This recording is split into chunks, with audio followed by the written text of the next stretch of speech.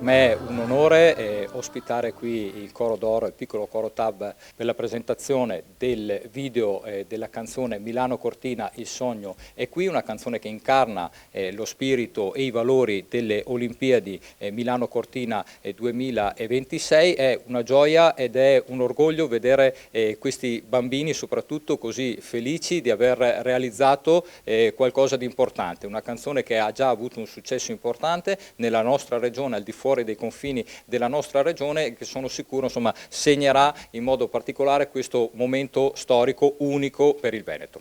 Noi siamo nati per questo e è proprio la missione della nostra associazione. Ci teniamo molto alla tutela dei diritti dei bambini, in particolare il diritto all'espressione, che è il diritto che ci sta più a cuore in un mondo in cui spesso i bambini non vengono ascoltati e considerati abbastanza. E quindi ecco, la nostra associazione è proprio nata con questo obiettivo e stiamo portando avanti tanti progetti proprio per questo. Concorso Cantiamo Diritti. È un concorso che è arrivato alla quinta edizione, nato proprio con l'idea di portare nelle scuole la voglia di parlare e di cantare o ballare, ecco, di trovare un modo per esprimere il valore dei diritti dell'infanzia e dei bambini.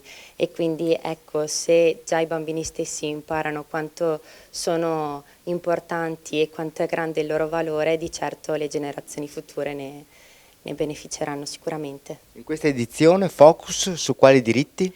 I diritti alla protezione e al tempo libero. Ho visto intanto i bambini, perché noi lavoriamo tanto per sensibilizzare i giovani in particolare, poi i bambini è il nostro futuro e a livello sociale anche il testo è proprio molto impegnativo, molto incisivo a livello sociale, perciò l'ho sposato in pieno e poi io adoro i bambini, poi sono bravissimi, musica e parole e mi hanno entusiasmato e cerco di trasmettere il mio entusiasmo. È sempre una grande soddisfazione poter scrivere musica dedicata a un target di bambini. In questo caso io insieme all'amico autore Davide Capotorto abbiamo avuto il piacere di scrivere questa canzone dedicata a Milano Cortina e interpretata dai cori Coro d'Oro e Piccolo Coro Tab, che sono due eccellenze nell'ambito delle voci bianche italiane. Avete trasformato le parole e la musica in che cosa? Le abbiamo trasformate in un inno con la volontà di coinvolgere bambini, famiglie, ecco, in questa bellissima occasione che sta arrivando di Milano Cortina. Quindi la musica proprio creata per coinvolgere.